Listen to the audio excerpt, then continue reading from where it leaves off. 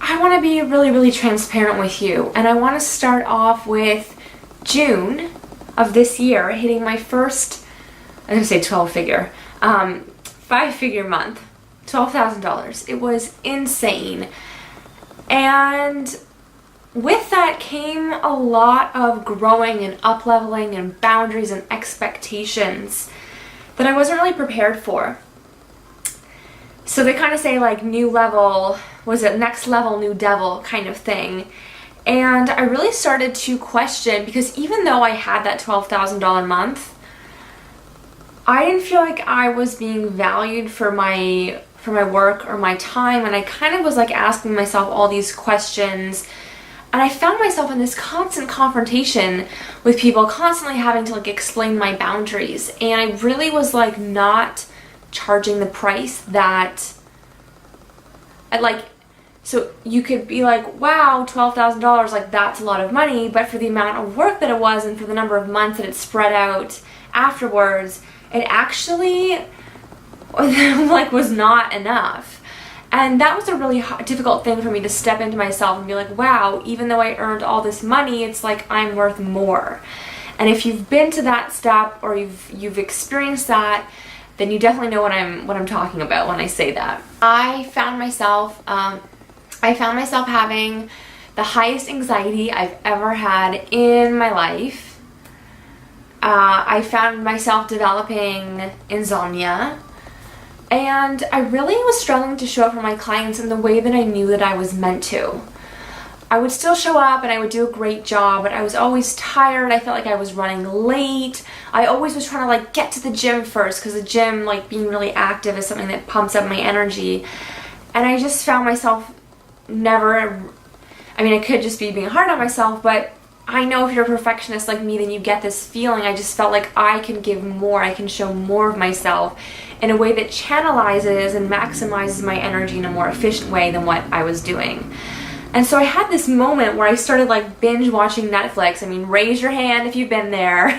You just like check out and you gotta watch TV and movies. So I found myself watching replays of Sex and the City, and there's this episode where Charlotte is really heartbroken and frustrated because she can't get pregnant, and it seems like everyone around her is like getting pregnant, having babies, having all this success. I think you can see where I'm going with this. And Miranda, her best friend, accidentally gets pregnant with Steve, and Charlotte, like, it's so painful for her that she can't even show up at Miranda's baby shower. I think it was like her child's first birthday. And you know Charlotte, she's always like very done up and positive and, you know, has that like Tiffany's feel to her. And she's like lying at home on the couch in sweatpants, and Charlotte never wears sweatpants. And she's like, I don't know, eating popcorn or something. And there's this moment where she's watching Elizabeth Taylor and how she just like rose up and found that inner strength. And I love this moment because, as you know, everything's a mirror in life. And I'm watching this character go through something similar. I love this moment where Charlotte like gets herself up out of her bed, gets dressed, gets primed, makeuped up, whatever. And she's wearing this like gorgeous pink dress and like these black sunglasses, and it's like a scene out of like Breakfast at Tiffany's. And she walks down the street with elegance and confidence and conviction, and she shows up at Miranda's baby shower. I think it was her child's first birthday. And it was in that moment that I remember the power of storytelling.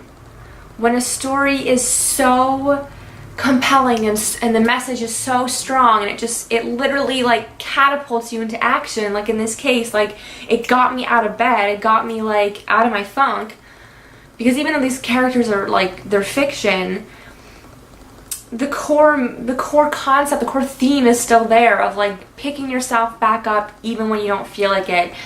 You know, even before I just did this video, I just did an Instagram story, I'll link it somewhere, where I was talking about like I didn't feel like filming right now, but I have videos to do. I knew I had to show up for you guys and in my business, so here I am showing up anyways. And I know if you're a performer or an artist or an entrepreneur, a coach, a consultant, if you're watching this, I know you can relate to this feeling of not wanting to show up even when you got to. I think it's about, you know, getting up, doing something even when you don't feel like it, you know, sharing your success, but also sharing like the fuck ups, the heartbreaks, the mess, like everything that goes on in between the scenes, because, you know, I feel like it goes without saying, like, we're not really inspired by like this polished thing, this polished look, these perfect marketing messages. And it's really only in these moments of like struggle, like the deep, dark, like pit of your soul moments, that you can really shine the light on someone else's path home. It's not in these like sugar-coated, like glossy posts that we see where it's like, you know, we try and make things sound better than they are, and it's like, if you just spoke from your heart, if you just spoke the truth, your marketing would be so much easier. Like, how hard is it to craft this like fake persona of you when you could just actually show up as you are, right? I mean, what a concept. So, you know, this brings me back to like my why and my purpose and why I'm doing what I'm doing. And I've always been so, you know, film was always my number one. I always knew that growing up, I was watching movies and I was watching how, you know, I didn't feel like I had a mentor growing up. I didn't feel like I had, you know, like parental figures to guide me. And so my guidance and my mentorship was movies. I would just watch these characters and be like, okay, how did they overcome this, you know? And it's like Tony Robbins says, like, success leaves clues. So, you know, a lot of it just comes down to, in business, just being a little bit more strategic and like what it is you're sharing and how it always relates back to your ideal customer, client, or audience. And I really believe that if you know, I don't even like saying these words because they just sound so fluffy, but if you really want to stand out in your industry, it's like you have to master the art of storytelling. It's an art, it's a science, it's not going away, it's in our DNA to tell stories. We've been doing this since the beginning of time, we will always do it, so we may as well just learn how to do it effectively. And the other thing I wanted to touch on, which is super important, and I'll probably touch on this in some more videos later, but I'm going to call it the art of detachment. The art of not caring what people think of you. I used to trip myself up when I would post things on social media. You know, I would hover over the publish button, or I would debate it, or I would water my message down. I'd be like more vanilla. And the thing is that, like, first of all, no one even cares. Like, no one's sitting there, especially in social media. I mean, you are going to have those people that have no lives and are going to like rip you apart, but we don't care about those people. But it's about just showing up anyways. And you know, I have this like memory as a competitive dancer growing up. I used to go on stage and I was going to dance my heart out. I was going to give my everything, my heart and my soul. And those judges would be sitting there and they're just going to hold up a number. Or in this case, it was like a high gold, silver, bronze. And like bronze was like, you know, not good. And I had to learn how to not take these things personally. I had to learn how to show up anyways and give my best. And the same goes with my content creation. Like, sometimes I think a post is going to go viral. It's like it's really good, and then it doesn't really speak to people. But I don't take that personally, because that doesn't mean that my story is worth any less or that I'm worth any less.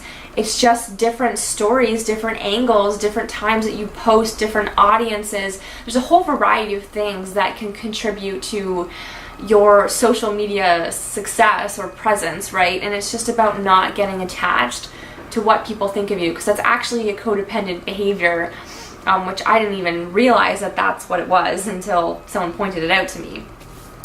So here are three tips to tell a compelling story.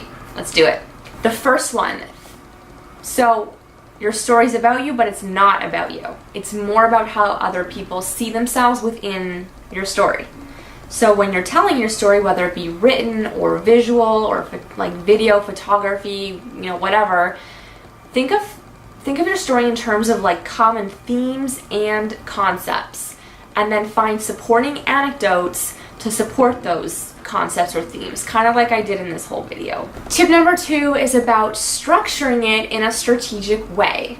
So you kind of want to start with like a headline that grabs your attention, and then you want to have like a little kind of description, describe like where you are now, where you were, and then pivot it back to your audience. Tip number 3. So this is where, when we are not objective enough, and it's normal, when you're talking about your story, it's like we're too in it to really see things from a bird's eye perspective. But here's what I want to offer to you. When you go to a movie, okay, unless you're watching like a documentary, which even then I don't think that would even apply, but okay, so if you're watching a news report, right? It's like they're gonna tell the details, like minute by minute update, and like that's boring. Like when you think of like the movies, you know, there's like, remember like grade 10 English when you learn like the structure of a story, like beginning, middle, end? You know, you want to have these elements of like suspense and intrigue and mystery, and like build it up, and like, you know, start your story with like, here's where I was. This is like this horrible shitstorm that happened, and this is how I got out of it, and this is how you can too. Now, you don't want to use those words because that's been super overdone, like, I did this so I can help you do the same too. But, you know, you want to paint a picture of what's possible for your customers, your audience, your client. Thank you so much for watching. I am so excited. This whole Wisdom Drop series has been amazing. There's only 1 or 2 videos left in this series. So if you've liked this video, please comment, share, let me know. And if you are looking for any support in, you know, sharing your story, showing up on camera, developing your confidence or your charisma, or a full brand development, send me an email at hello@untamedrevolution.com or head to www.untamedrevolution.com, and I can't wait to hear your story. Bisous from Paris. Ciao.